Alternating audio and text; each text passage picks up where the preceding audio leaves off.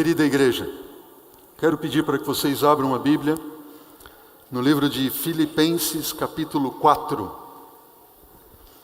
Filipenses, capítulo 4.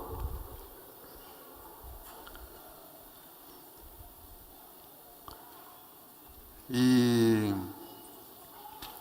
abra a palavra do Senhor, vamos ler um texto e vamos fazer uma reflexão, uma meditação nesse texto. Estamos juntos? Antes de lermos a palavra do Senhor, eu quero pedir que você olhe para mim nesse momento. Olhe para mim, em nome de Jesus. Todos que estão nas galerias, olhem para mim e entendam o seguinte.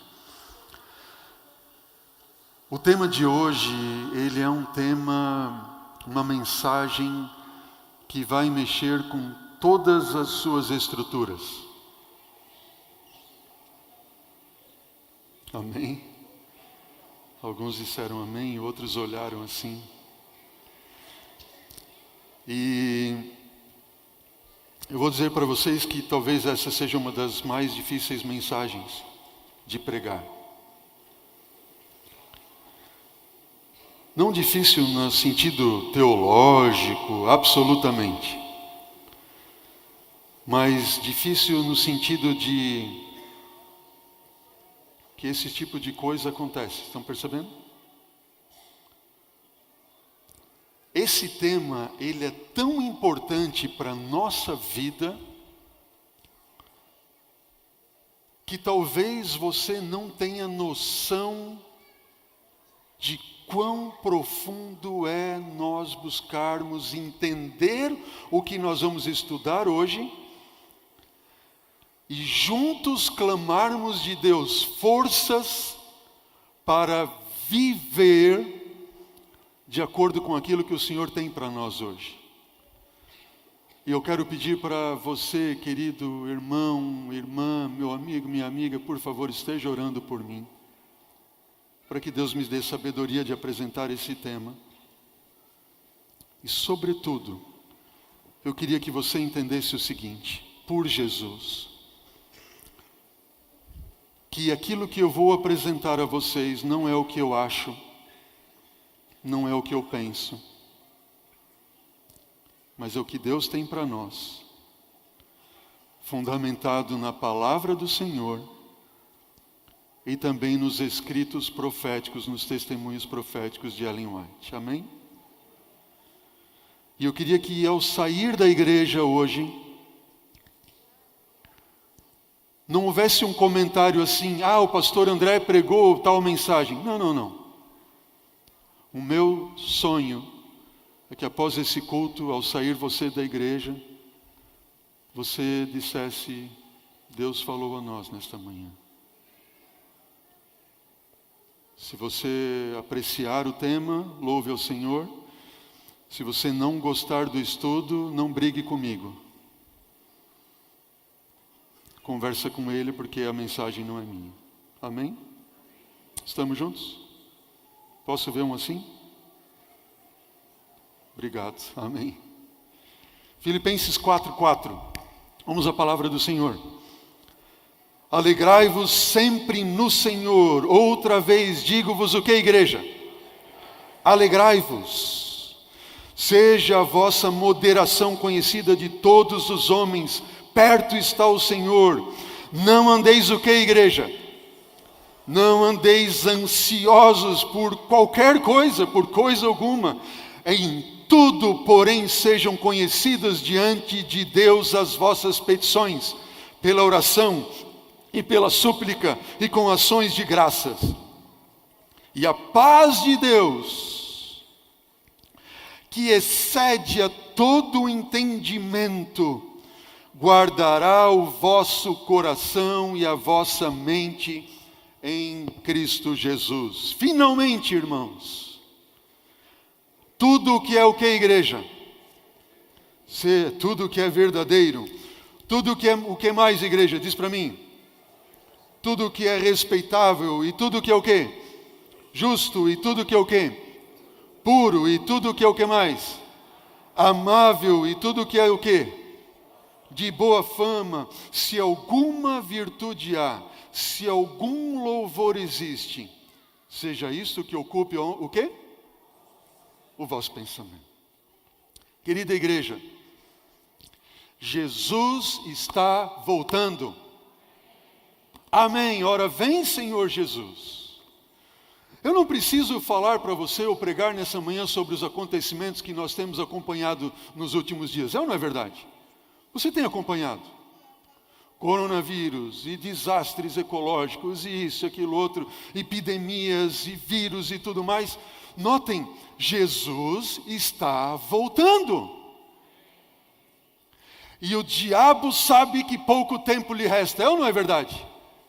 Ele sabe que pouco tempo resta aí.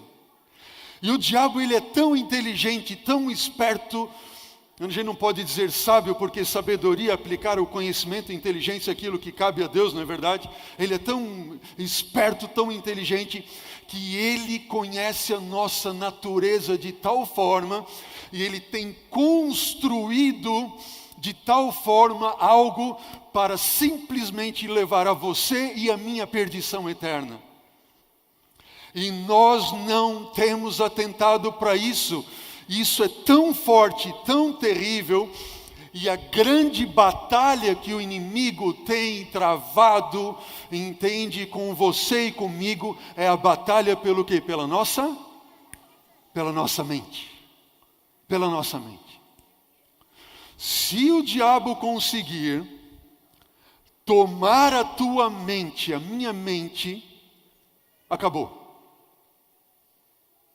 Nós estamos perdidos. E ele ganhou a batalha. É ou não é verdade? Eu estive estudando acerca dessa batalha pela mente e pelos pensamentos, e eu descobri algumas coisas bem interessantes, e eu quero compartilhar com vocês nesta manhã. Esse indivíduo, Wilhelm Humboldt, eu acho que é isso o nome. Ele é um dos precursores ou dos fundadores das teorias da linguagem e filosofias da linguagem. Esse indivíduo, ele diz assim, eu só tenho acesso ao teu pensamento através do quê? Da tua linguagem. Aquilo que nós falamos revela aquilo que nós o quê? Pensamos. Ele diz assim, a linguagem é a expressão do pensamento. Por que isso é tão importante? Estudiosos da linguagem, de linguística, eles analisam escritos antigos dos povos e civilizações, para através desses escritos analisar a linguagem dos povos, entender a forma como eles pensavam e como eram as civilizações no passado. Gilkey, um teólogo que também tem estudado princípios da linguagem, a formação do pensamento, ele diz assim, a linguagem não é um mero comunicador do pensamento. Ela é o quê? Ela é o próprio pensamento. Gilkey está dizendo o quê? Que quando aquilo que nós falamos, nos expressamos, é o nosso próprio pensamento. Não tem como dissociar uma coisa da outra. Claro que ele diz, sempre que alguém pronuncia uma frase, a pessoa está o quê? Fazendo algo. Ele agora começa a se aprofundar um pouco mais e dizer o quê? Quando nós falamos, nós não estamos somente falando, nós estamos fazendo. Porque a nossa linguagem expressa os nossos pensamentos e também se concretizam em ações. E claro que ele dá um exemplo, ele diz assim, dizer para alguém eu te amo não era meramente transmitir uma informação, mas que você está o quê? Você está fazendo algo. Faz sentido ou não? Você está fazendo algo. A fala, mais do que uma informação, ela é um ato. Você não está dizendo somente alguma coisa. Você está o quê? fazendo aquilo que você então tem dito. E esses princípios que nós vimos da linguística, da linguagem, princípios de linguagem, eles têm um fundamento bíblico, muito embora alguns deles não tenham essa crença. Mas Provérbios, como você pode ver, 23, versículo 7, diz o quê? Assim como você pensa na sua alma, assim você é. Os estudiosos de linguagem, eles pegam, por exemplo, o seguinte: quando você consegue estudar a linguagem de alguém, de uma comunidade, de um povo, de uma civilização, você consegue entender através da linguagem. Ela expressa a linguagem, o que? Os pensamentos, certo? Vamos acompanhando a lógica comigo. A linguagem expressa os pensamentos, e os pensamentos, quando formulados, ou eles são formulados, através de quê? De histórias. E nós podemos ler esse quadro ao contrário. Na verdade, os estudiosos de linguagem, eles partiram deste princípio e eles entenderam o quê? Que as histórias, isso aqui é o mais importante de você entender hoje, tá bem? Eles entenderam o quê? Que as histórias, elas formulam os pensamentos, que por sua vez expressam o quê? A nossa linguagem. Deu para entender? Vamos repetir a ideia? As histórias formulam pensamentos que, por sua vez, são expressos através da linguagem. O que isso significa? Significa que quando você tem os seus pensamentos que são formados por histórias, que são expressos através da sua linguagem, isto vai revelar o que, igreja? Diz para mim. Quem você é, quem eu sou. E aquilo que eu sou, ou quem eu sou, vai revelar para mim qual é a visão da realidade de Deus que nós temos, ou podemos formular. Em suma, se pudéssemos resumir tudo, de uma forma bem simples, é o seguinte: a base de tudo está onde? Nas histórias. Deu para entender? As histórias formulam pensamentos que são expressos através da linguagem. A base de tudo está no quê? Nas histórias. E as histórias, elas vão dar para você uma visão de realidade de Deus. Pastor, bastante filosófico isso. Eu quero que você entenda o seguinte: o que o diabo mais quer é tirar da tua mente a ideia de que existe um Deus. E se ele não conseguir tirar da tua mente a ideia de que existe Deus, o que ele vai fazer? Ele vai tentar torcer a realidade de Deus para a sua vida. Estão entendendo ou não? Deus nos criou e Deus fez o seguinte: quando você olha para a Bíblia, por exemplo, quanto da Bíblia é história ou narrativa? Quase tudo, não é verdade? São histórias. São as histórias que nós contamos para as crianças, são as histórias que algumas delas nós estudamos na semana passada, na árvore genealógica de Jesus. Essas histórias, elas expressam o quê? Uma realidade de Deus. Quem é Deus? Quando você vai do Gênesis ao Apocalipse, é praticamente tudo narrativa, praticamente tudo história. E aquilo que não é história, por exemplo, é abstração, como os escritos teológicos de Paulo, ou até mesmo as profecias, as profecias e as abstrações, se valer das histórias do Antigo Testamento e mesmo do Novo Testamento, para ter a sua base. Ou seja, a base de tudo é o que? É a história. Deus sabe muito bem disso e Deus nos criou assim. E através disso, então, Ele vem construindo em nossa mente histórias para que nós tenhamos uma visão da realidade de Deus em nossa vida. E assim nós vamos construindo na mente das nossas crianças, através da Bíblia, para que eles tenham uma visão real de Deus, uma visão da realidade de Deus de forma saudável. No entanto,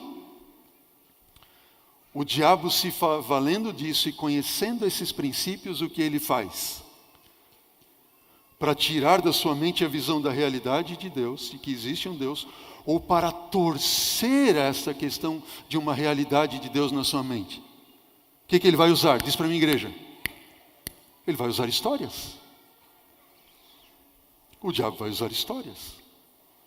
E com as histórias ele quer torcer a visão da realidade de Deus da sua mente.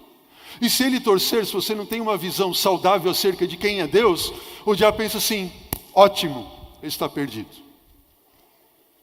Estamos juntos?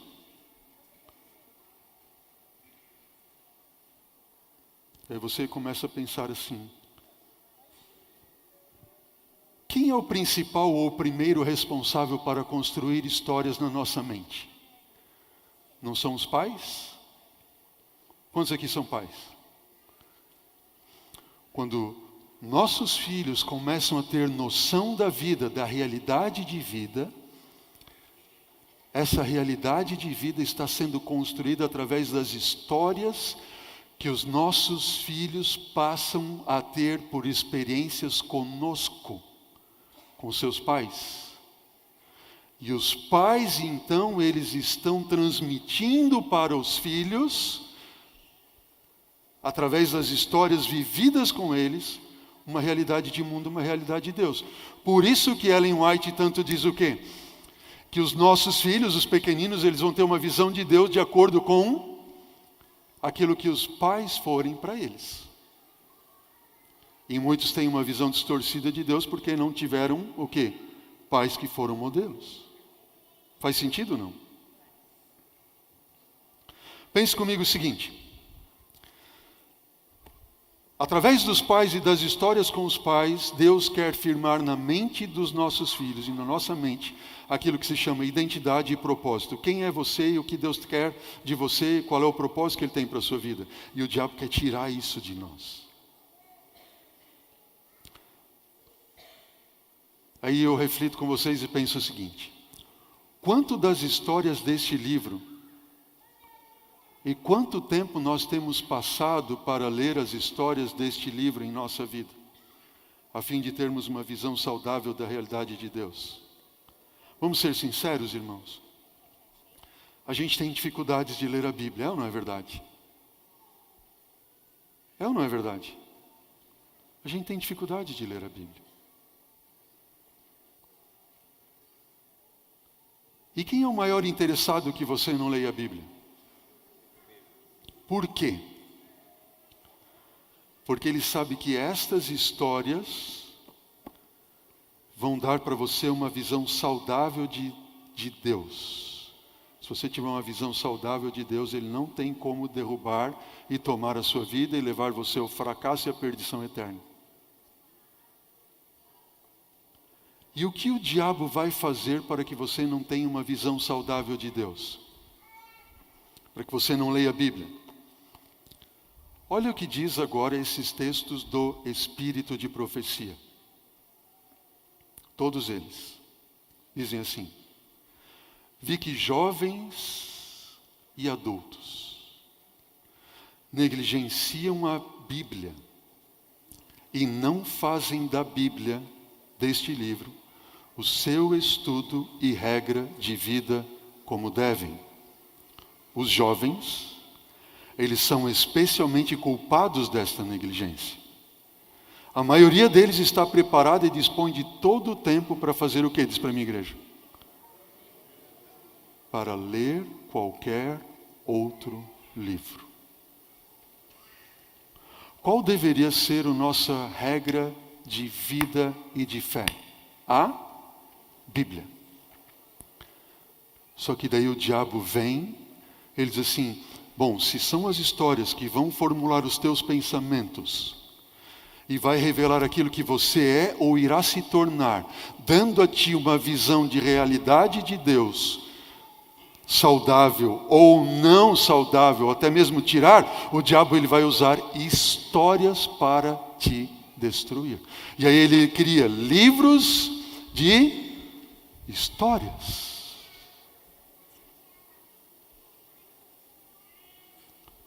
Olha o que diz esse texto. No entanto, a palavra de Deus que aponta para a vida, e que tipo de vida é esta? Vida eterna, ela não é esquadrinhada e estudada diariamente. Histórias de que tipo? Histórias ociosas têm sido lidas atentamente, enquanto a Bíblia tem sido o quê? A Bíblia tem sido desprezada. E Ellen White continua dizendo, aqueles que dão rédea soltamente para fazer o que, igreja? Diz para mim, para fazer o quê? Para se divertir com histórias tolas e com contos ociosos, eles alimentam a imaginação, mas o brilho da palavra de Deus fica de que forma? Fica ofuscado. O que isso significa? Quando eu coloco na minha mente histórias tolas, contos ociosos, eu alimento ou eu estimulo a imaginação. E aí as histórias da Bíblia, o relato bíblico da salvação de Cristo Jesus, do que Deus tem por você, por mim, daquilo que Ele fez e tem feito, do plano da salvação que Ele está vindo nos buscar, passou da nossa mente, fica ofuscado, fica eclipsado. O que significa? Se a palavra de Deus é luz que ilumina os nossos caminhos, e ela deve iluminar a minha vida, iluminar o meu ser, expulsar as trevas da minha alma, pois essas histórias tolas e contos ociosos fazem um eclipse, elas vão obscurecer o brilho da palavra de Deus que não vai chegar à minha vida. E o que vai acontecer com isso? Qual vai ser a consequência disso? Veja o texto. A mente é diretamente desviada de Deus, é destruído o interesse em sua preciosa palavra. Uau!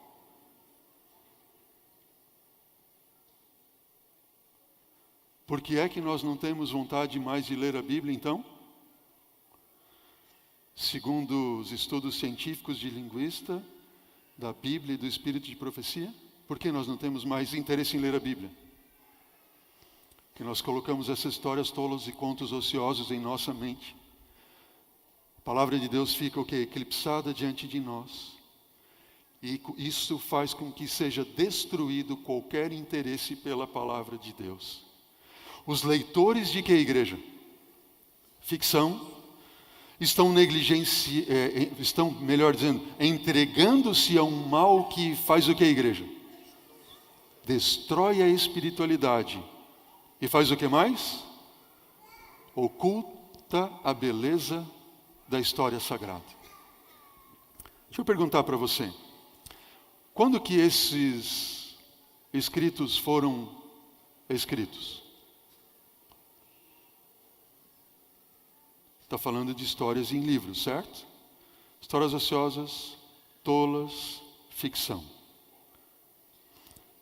Vocês acham que eu feriria o texto, ou melhor dizendo, vocês acham que eu feriria o princípio do texto, substituindo leitura por assistir? Ferimos o princípio, sim ou não? Não ferimos o princípio. Porque todos os filmes, todas as novelas, todas as séries ou seriados, elas são primeiro o quê? São escritas. É ou não é verdade?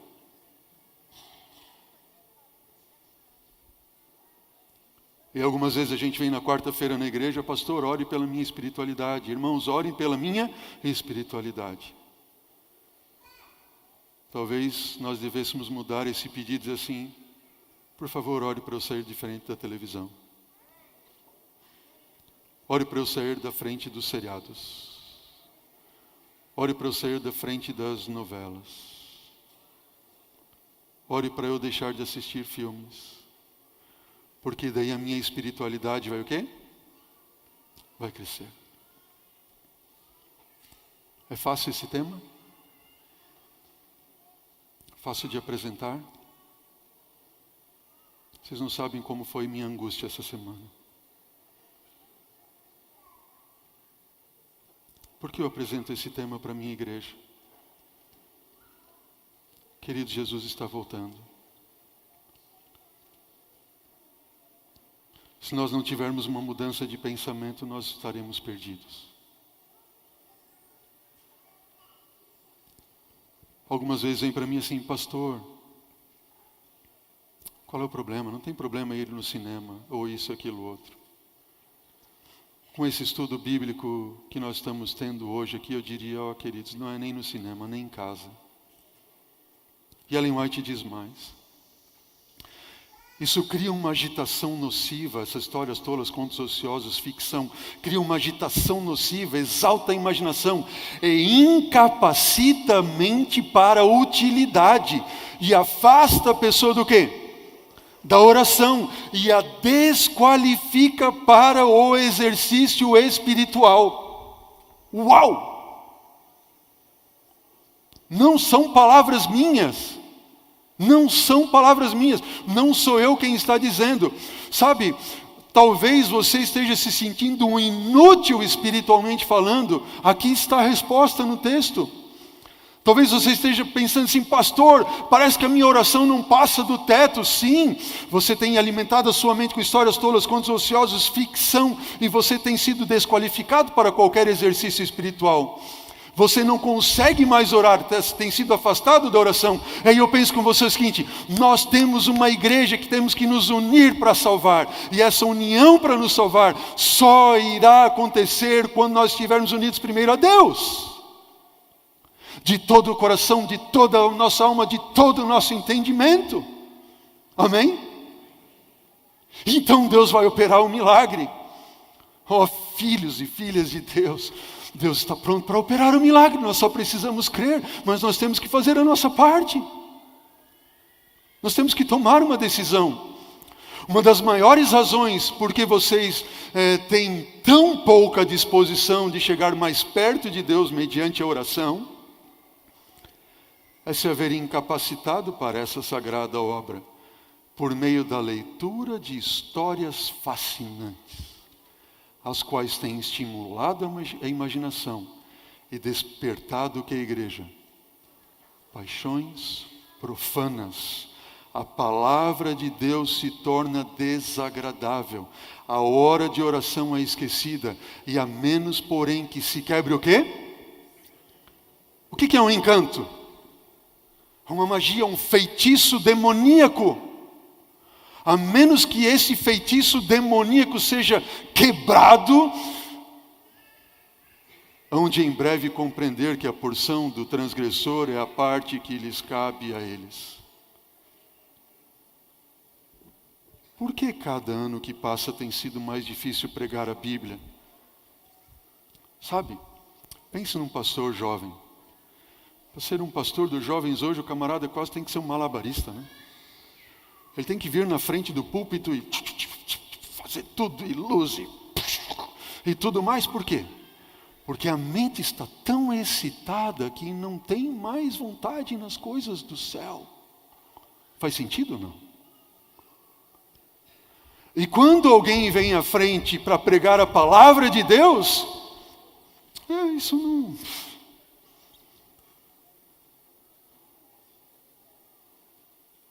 Esse encanto tem que ser quebrado. Ellen White diz, se fosse possível eliminar uma grande parte dos livros publicados, seria detida uma praga que está realizando uma obra terrível sobre a mente e o coração. Romances, contos banais e excitantes, e até mesmo os livros chamados de quê? Novelas religiosas. Obras nas quais o autor incorpora uma história, ou mesmo uma lição moral. Não, pastor, eu vou assistir isso porque é uma lição moral. Ela é o quê? São o quê essas? São uma desgraça para os leitores ou para aqueles que assistem. Ai, pastor, minha vida está uma desgraça, eu não sei mais o que eu faço, isso, aquilo, outro.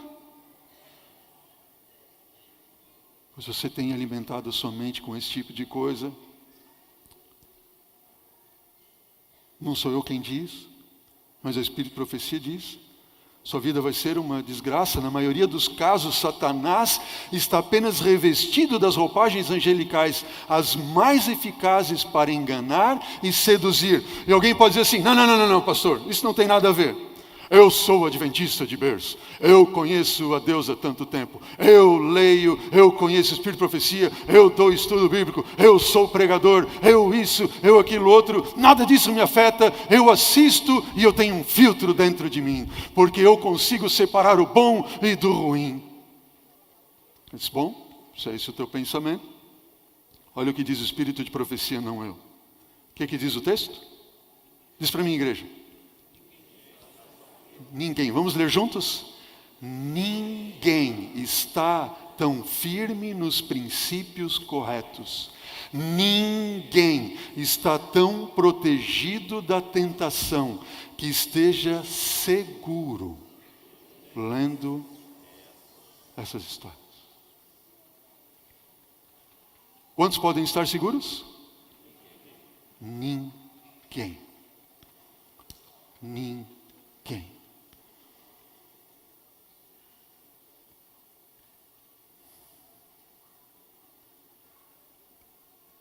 Os pais deveriam queimar os contos ociosos diários, as novelas tão logo cheguem às suas casas. Isto seria para os seus filhos o quê? Uma bênção. Deixa eu fazer uma pergunta para vocês.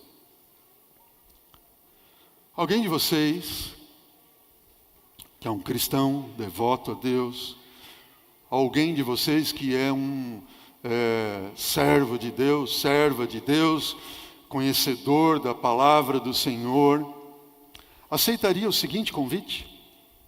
Pastor, que convite é esse? O convite é o seguinte: hoje à tarde, eu queria convidar você para nós irmos lá num terreiro e nós fazemos lá uma arte de magia e de feitiçaria. Quem é que iria comigo? Alguém iria?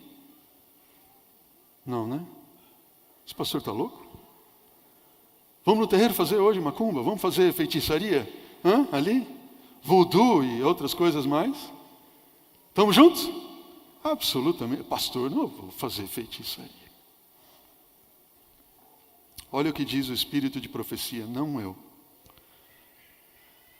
Estimular a leitura desses livros é como praticar feitiçaria. Eles confundem e envenenam a mente. Nenhum de nós jamais teria coragem de ir num terreiro de macumba praticar feitiçaria e satanismo e tudo mais. Mas, em muitos lares, tem sido levantado altar a Baal e a demônios, praticando-se feitiçaria através de seriados, de filmes e de outras coisas mais. Sabe por quê? Sabe qual é o princípio bíblico que está por trás disso? Bom, a Bíblia diz que um dos títulos para Satanás é Belzebu. Já ouviram, não é verdade? Quer dizer, Baal-zebu, Belzebu. Sabe o que significa Belzebu? Belzebu significa o Senhor das moscas. Diz para mim, igreja, o que é Belzebu? O Senhor das moscas. Quem é Belzebu? Satanás. Satanás, ele é o Senhor das moscas. Se ele é o Senhor das moscas, pergunta a você, quem são as moscas? São os demônios caídos, anjos caídos, é ou não é verdade? São os demônios que atendem a Ele. Ele é o Senhor das moscas, Ele é o líder dos anjos caídos, dos demônios. E eu pergunto para você, onde é que as moscas vão? Vão na rosa, né? Extrair o néctar, é assim? Não, as moscas vão onde? Vão aonde? É lá onde você pensou mesmo. Elas vão no lixo. Elas vão no esgoto. É ou não é verdade? E toda vez que você liga o seu televisor, ou o seu computador, ou o seu tablet, ou mesmo o celular, não importa a tela, se é de 5, 7 polegadas, se é de 20 polegadas, 30, 50, não importa o tamanho da tela. Intenta-se aqui a entender que qualquer uma dessas telas, elas estão jogando para dentro da sua casa e para dentro da sua mente o quê? Esgoto, lixo. E quem é que você está atraindo a esse esgoto e a esse lixo? Vamos assistir um filme legal? Vamos lá, aí a gente convida quem? As moscas para fazer companhia com a gente.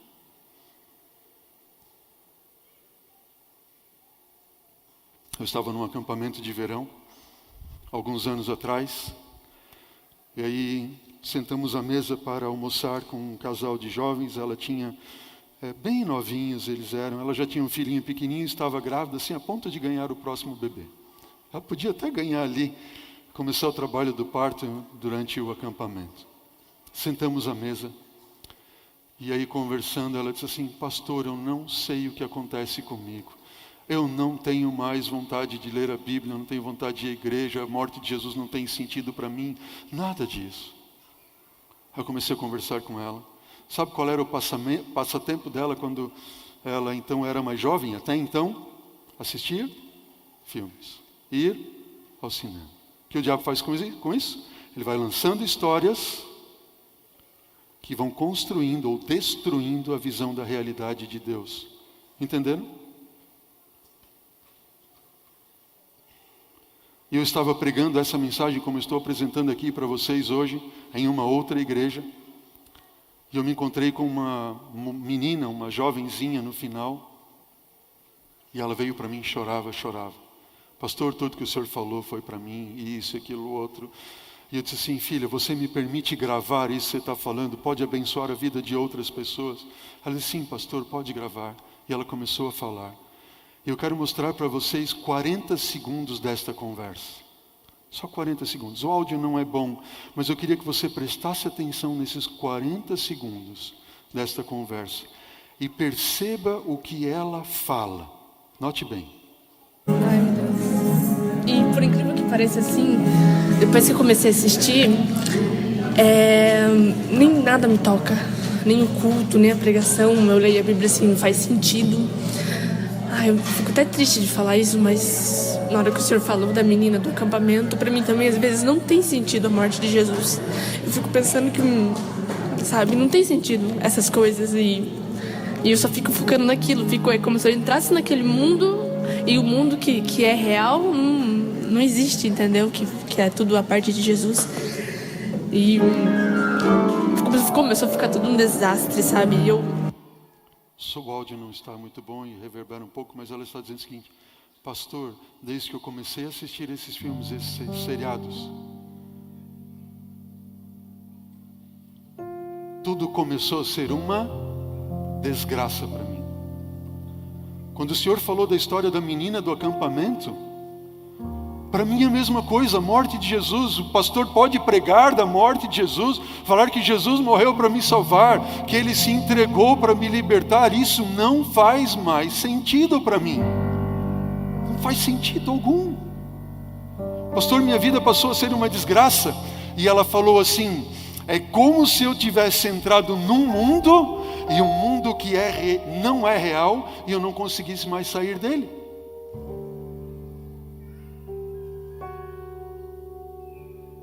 Eu entrei num mundo que não é real. O que o diabo quer fazer para nos destruir, irmãos? É tomar conta da nossa mente. E eu olho para a minha igreja, um ano está começando, e fico pensando: meu Deus, o Senhor quer que eu pregue essa mensagem para a igreja. E eu venho aqui em nome de Jesus apresentar isso a vocês. Um coração apertado, sabendo o tamanho do desafio que é. clamar a vocês em nome de Jesus, para nos afastarmos disso.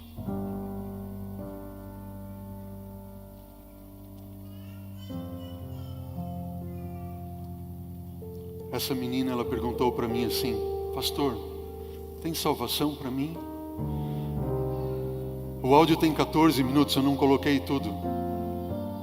Mas nesse áudio, ela fala assim, em algum momento: pastor, em uma das noites, ela estava assistindo um seriado, ela foi para a cama dormir, e o inimigo, o demônio, se manifestou no quarto dela.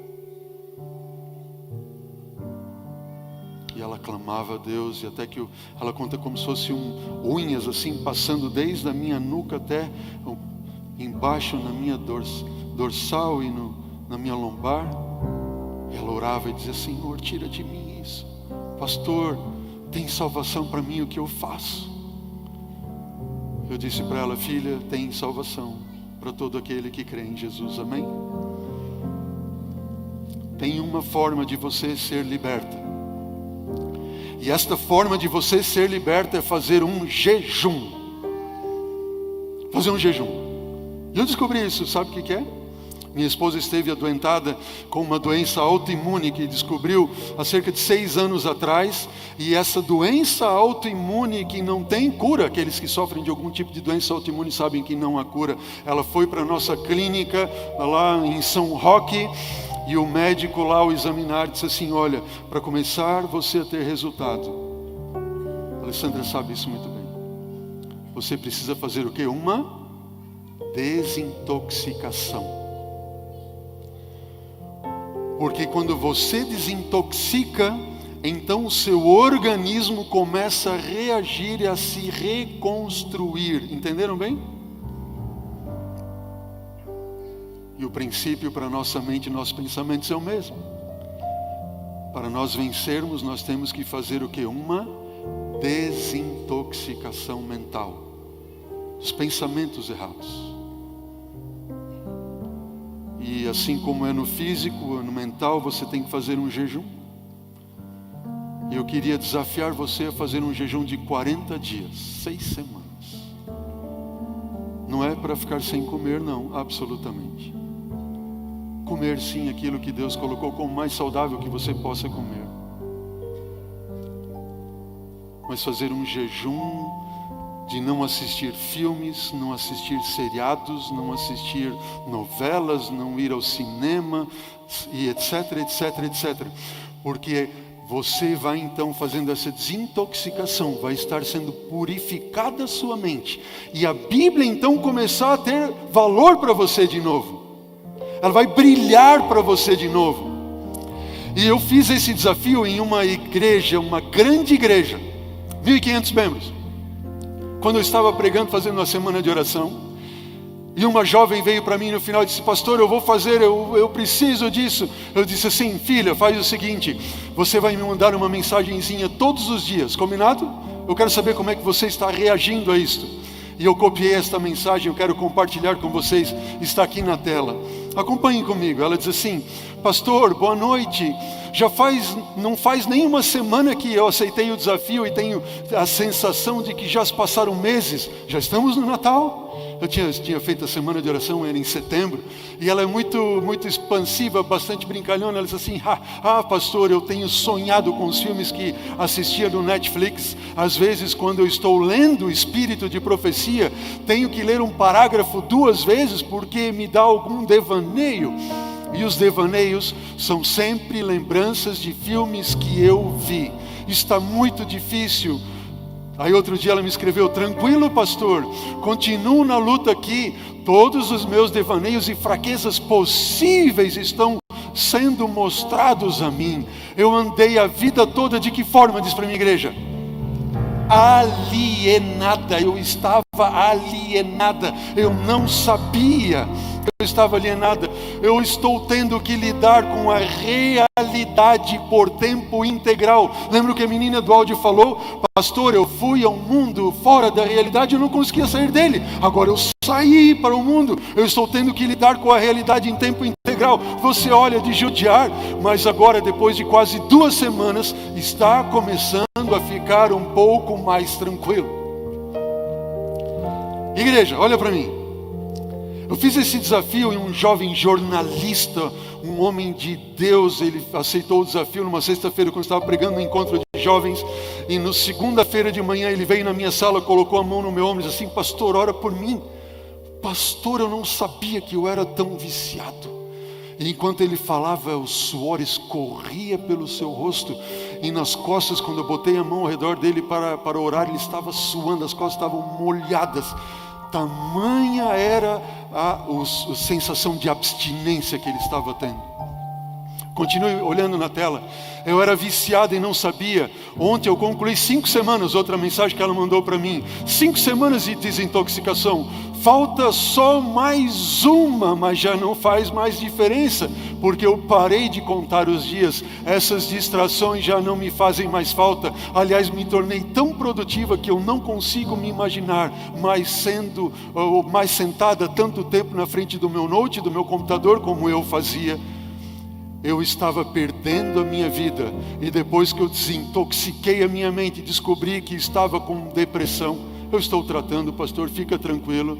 Pastor, as 2 primeiras semanas foram as mais difíceis, porque eu tinha crise de abstinência, eu sonhava com filmes que já tinha assistido, eu tinha dores de estômago e de cabeça, mas eu persisti. Eu sou responsável pelas redes sociais da minha empresa, terceirizei este serviço para não entrar em aspecto nenhum. Fui bem rigorosa, porque realmente eu queria ter uma experiência com Deus, e Deus foi comigo que muito, amém. O nosso Deus é gentil, Ele é maravilhoso.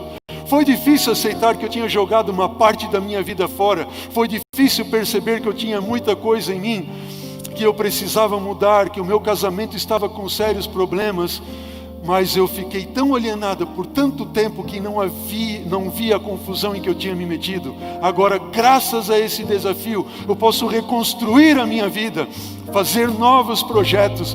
Ela diz assim: vovó White é fantástica. Ela não lia o Espírito de Profecia, eu disse assim: filha, sai da frente desse negócio, vai ler o Espírito de Profecia. Ela disse assim: ela é fantástica, tenho amado ler os livros delas, e muito do que leio está servindo para ajudar outras pessoas também. Muita gente me taxou de quê? De radical, e a maioria acha que não precisa ser assim, como eu tenho feito, mas não me importo, porque essa experiência foi um presente para mim. O que você diz? Amém. Uma jovem líder de jovens da igreja dizendo: eu tive essa experiência com Deus, mudou a minha vida por completo. Satanás tentou destruir a minha vida e eu não sabia. Eu já não pensava mais por mim mesma, agia sem perceber, falava sem pensar. Agora sei que dependo totalmente de Deus para tudo, e que Ele teve muita misericórdia de mim todo esse tempo. O meu próximo desafio é aprender a ter domínio com a alimentação. Obrigada de coração por permitir ser um instrumento de Deus para fazer esse desafio. Amém? E ela conclui dizendo: Deus abençoe e te proteja sempre dos ataques do inimigo. E nunca desista desse seu projeto. Tem muita gente precisando cair na realidade como eu. PS, pastor, não deixa negociarem contigo não, viu? Era para cortar tudo. Música do mundo, TVs, vídeos, YouTube, Netflix, qualquer site, livros seculares, tudo que não pertence a Deus. Essa é a mensagem. E esse é o desafio. Há alguém aqui nesta manhã que gostaria de aceitar um desafio de 6 semanas de jejum, desintoxicando a sua mente, clamando a Deus, dizendo: Senhor, amém, louvado seja Deus. Louvado seja Deus por isso. Senhor, eu quero desintoxicar a minha mente. Temos mais uma mulher lá. Fique em pé em nome de Jesus.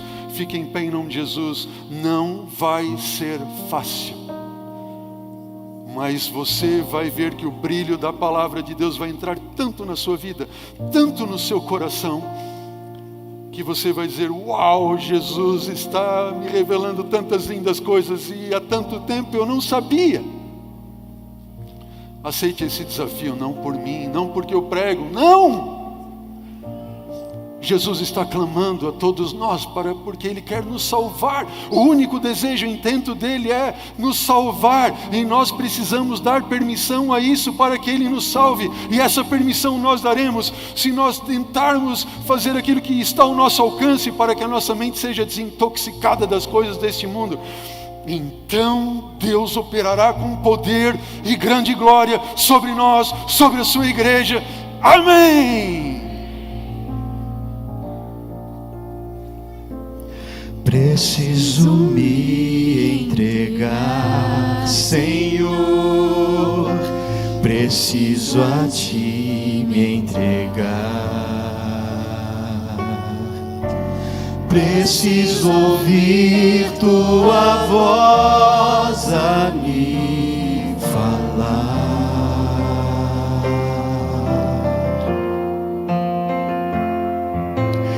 Não tenho nada a te oferecer, somente um coração impuro e pecador.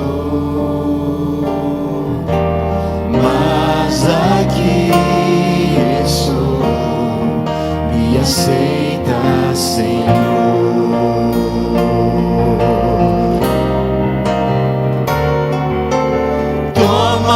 Os meus pensamentos, meus dons e meus bens.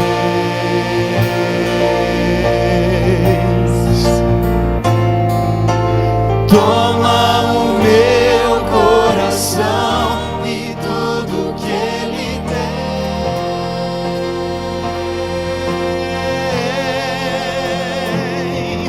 Renova, Senhor, meu viver. Derrama em mim teu amor. Quero pra sempre servir-te por onde for.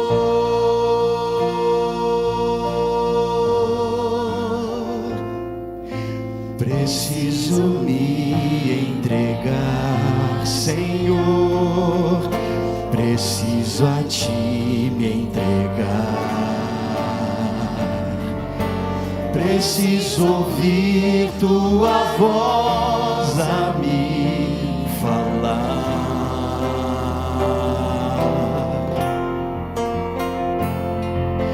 Não tenho nada a te oferecer, somente um coração impuro e pecador. Mas aqui estou, me aceita, Senhor.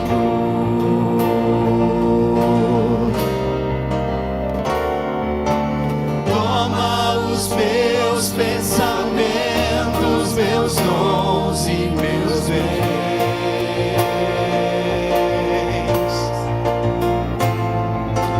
Toma o meu coração e tudo que ele tem.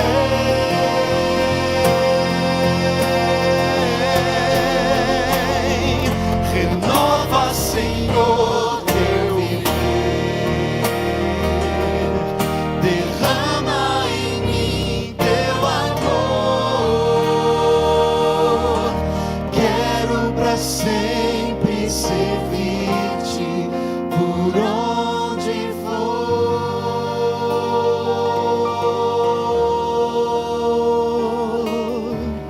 Quero pra sempre servir-te por onde for.